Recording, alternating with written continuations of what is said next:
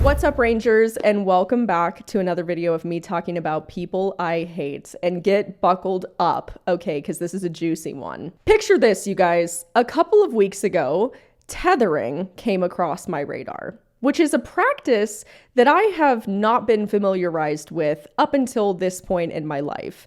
Apparently, this is a much bigger animal welfare concern than I would have ever considered. I initially made a video talking about the practice of tethering because a creator had posted a video tethering her horse. Now, it was glaringly obvious her horse's welfare was nowhere on her to-do list. Just look at this bean, girl. Yikes. Yikes, okay? So naturally, given that this horse was chained up, had limited to no space, no interaction with other horses, and no shelter, I called this out as being animal abuse or neglect. And boy, did I stir up an entire storm of crazies on TikTok who really, it was all the Gotham City villains, to be quite frank, that came out of the gutters to come tell me how terrible of a person I am for sticking up for an animal that's in a really dubious situation. Shout out to Tanya, fan of the show. She just can't help getting involved wherever she thinks she could get one click or one view. Love you. Love you, Tanya. You never fail to disappoint me. Your horse knowledge is shocking. Absolutely abysmal. And then I also had the Labubu lady. I have the one and only 24 karat gold. Who, oh my God, did I make her angry. She literally went on to make 16 videos pretending to be me. And as you know, guys, imitation is the highest form of flattery. So, thank you. Really, it made me pretty happy to see some of those. Although I will say, I don't know if I can take all your advice, girl, because yeah, next time I have a horse that passes away, I need to shoot him. What? Would you leave your horse with a broken neck for 24 hours? Now, what makes this even worse is in some countries, it's a lot easier to have something there, to help the horse pass in situations. So the horse is not suffering. If you do actually have something at home that could potentially help this horse pass, why is it being left for 24 hours? I don't know, Lily. With peace and love, okay, I think that piece of advice I might choose to shelf for a while. I don't see myself shooting my horses anytime soon. Thank you. This unhinged masterpiece of the last 2 weeks has really sent me down the rabbit hole of gypsy culture, gypsy traveler culture, and also horse tethering in the UK. So let's get into it. If you are interested in extra content from me, you can check out our behind the scenes videos posted weekly of riding, training, traveling, Q&As, Liberty, and so much more, available on Patreon and YouTube members. You can check it out in the description down below. Furthermore, we of course have new merch, new artwork, everything's available on raleighlinkshow.com, so you guys can check that out. So what is tethering? Tethering is essentially the practice of tying up or chaining up a horse. Tethering greatly restricts the horse's grazing ability only to one specific radius. This is usually always done on public or what's called common land in the UK, roads, verges, roundabouts, public parks. All of this is usually commonly referred to as fly grazing. Don't believe me? Yes, this is a serious issue in the UK to the point where there's multiple petitions started. There's a lot of welfare debates regarding if the UK is going to change or implement new laws to prevent people from fly grazing on common ground. The whole reason the common ground is important is because this is the only place that you usually see horses being tethered. If someone owns their own land, they almost always have a fence, have a proper pasture, have proper shelter. Usually it's always people that don't own a property, don't own the land, and can't actually afford the horse or to provide space, care, or food for the horse.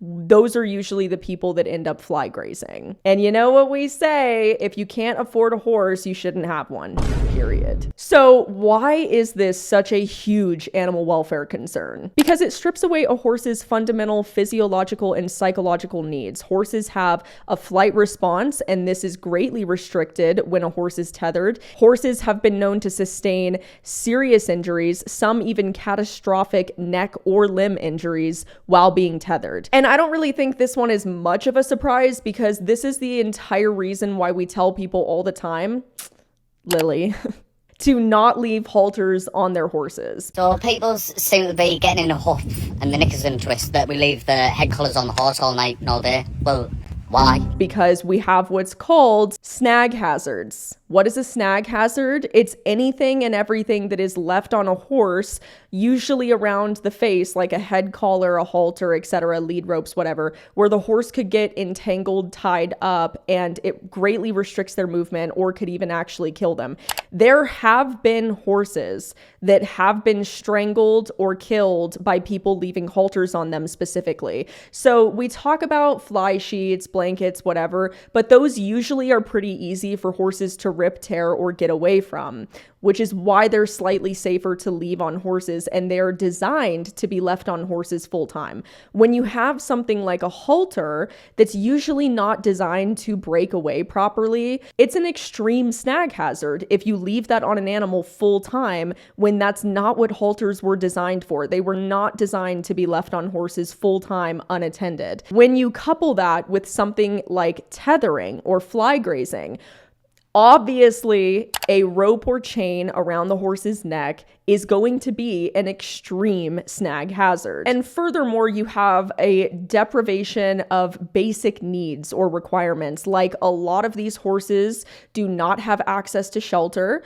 A lot of these horses do not have access to decent water or food. And a lot of these horses are completely socially isolated. Don't believe me? Look at the statistics. It's all over. This is well documented. I think the Gypsy traveler community would like to pull the wool over everyone's eyes and make people believe that these animals are actually well cared for on a regular basis. But if that was the case, why is there more than 5,000 welfare reports being filed and submitted with the UK's RSPCA annually? But yet there's only 3,500 estimated tethered horses in the UK. I mean, that's a pretty big difference. That's 1,500 more reports a year than there actually are horses being tethered in the UK. So I would venture to guess the vast majority of these people who clearly can't afford these horses in the first place are probably not giving them a decent quality of life, given that they're creating such a hazardous environment for the animals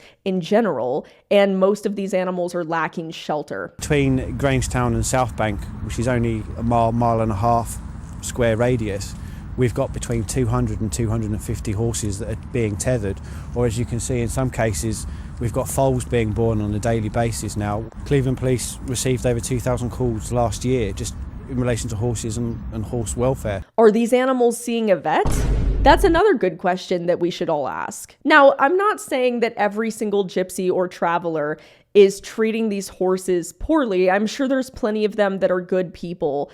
But I will say, when the vast majority of people within a group are treating animals the same way because they're claiming that it's a cultural thing, it's pretty safe to assume that this is a standard among the community. And unfortunately, that's a really controversial thing that I just said, and people are actually being called racist for saying that, crazy enough, which is why the UK has had such a problem dealing with gypsy travelers, because they haven't been able to have these sort of open discussions like what we're having here. Most gypsy travelers tether because it provides free forage and eliminates the single largest expense of owning a horse, which is proper housing and food. The gypsy traveler community want people to believe the reason they tether is for tradition, for culture, when in all reality, you guys have iPhones, okay? You're not living the same way that gypsy travelers were living even 50 years ago. So don't be talking to me about tradition or culture or any of that, because most of you guys live relatively modern lifestyles. You have many treasures. Who did you rob for this? We didn't rob them. They all came from inside the house. I will look on your treasures, Gypsy.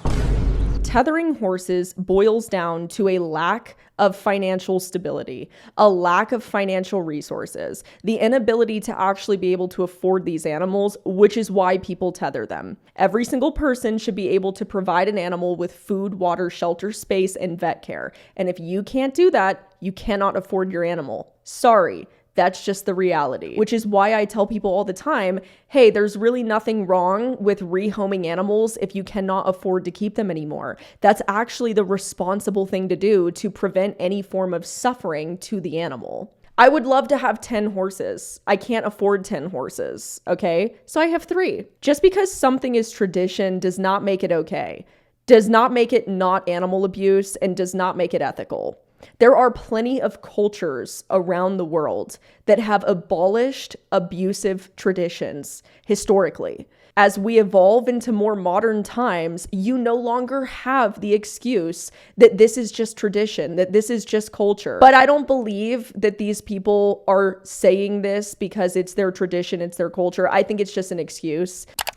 I mean, look at this, you guys. This poor mare was on the side of the road giving birth. And just think about the amount of car fumes that these horses are breathing in. It's just really sad and disgusting. Like, this is the life that we're subjecting animals to and calling it good. Are we serious? Like, are we actually serious right now? I cannot believe that people legitimately defend the practice of tethering.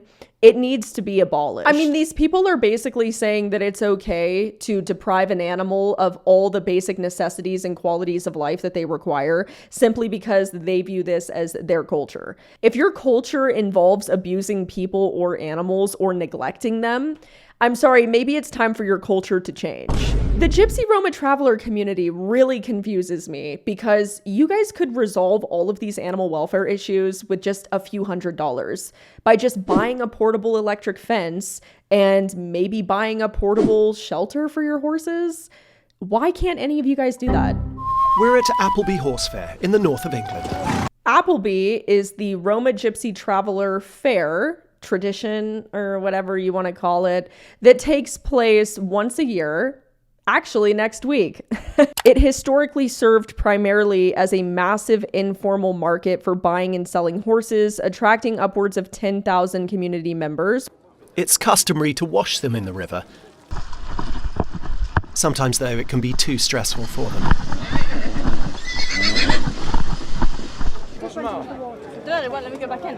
What? So he went under. She also got trapped underneath him. Yeah, the she's allowed river's back moving in, quite. Yeah, we'll tie him up. It's not a problem. We're just getting the vet to check him over. Just because he's gone over, just to make sure he's not ingested anymore. Yeah, so unfortunately the horse went under the water earlier as an accident. Later we hear a man was arrested for punching a horse. And sadly, 2 others are so sick that they have to be euthanized. There's also another really concerning aspect to Appleby. How do I word this? Smexual assault. Called grabbing. Boys grab girls and try to kiss them. Sometimes it's welcome, sometimes it's not. It's intimidating. You're trying to get away, but they just won't leave you alone. It's really bad when you're drunk. They pin you against walls and stuff and try and not let you move. Take you around the corner, yeah. Pick you up and stuff. You have to fight your way out. They don't really say much. They just grab you. It's called grabbing, isn't it? No, God! What? Ew.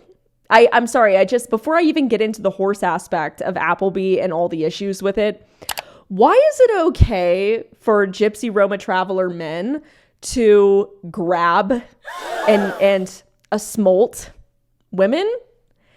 That's just normal now, okay? That's tradition too. I'm sorry. I'm so sorry. These are the same people saying it's okay to tie up their animals and not provide them with the basic qualities of life because it's their culture. Cheyenne is now set to marry the boy who grabbed her. I mean, at the end, she wouldn't give me a kiss. I really wanted it then. That's when you know what you want, you gotta get it. I had a few drinks on me that night, and obviously I grabbed her. This makes me very uncomfortable. I'm not so sure that we should be abiding by this specific culture's traditions anymore. Ladies, you better be keeping that thing on you. You better be keeping that thing on you. You know what I mean? Who goes to this?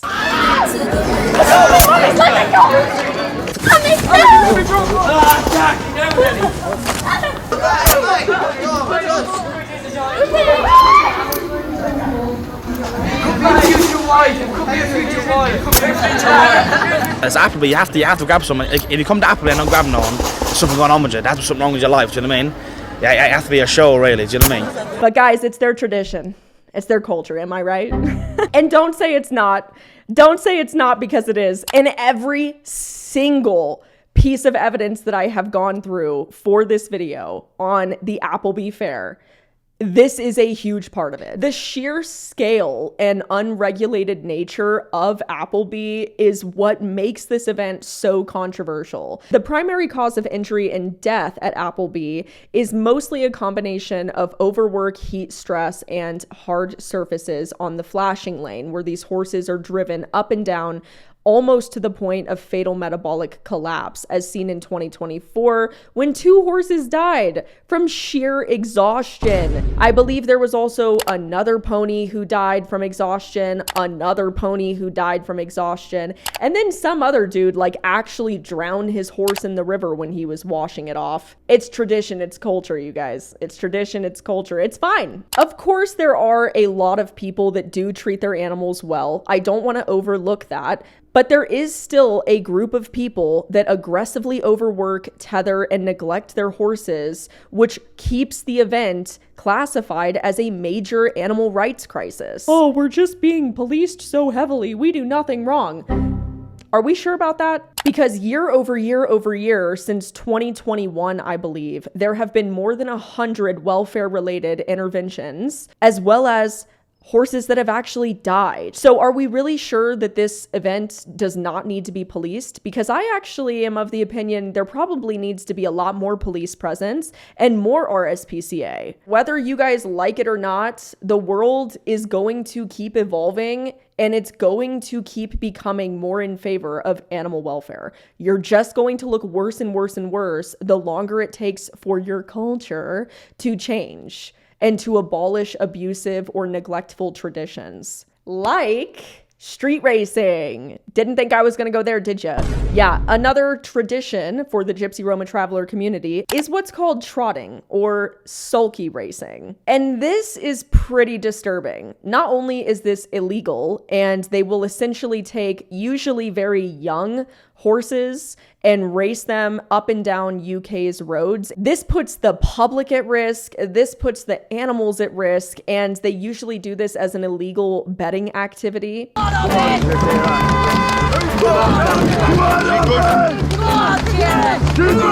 It just looks awful too. I'm sorry. How could anybody watch this and find any sort of enjoyment out of it? It's just gross. It's tradition. It's tradition.